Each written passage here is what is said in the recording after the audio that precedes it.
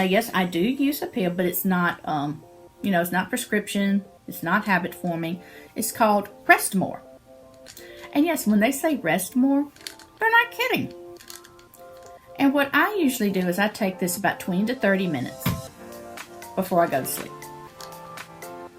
With, and of course, I take it, with water. Well, I have my tea, but I also take it with water.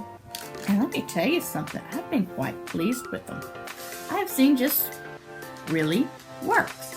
At least for me, anyway. You may have to do something different, but I thought I would share with you something that just really helps me get that 7 to 8 hours of good quality sleep. Now, another note, if you do try the Rest More, you do have to let it build up in your system a couple of days.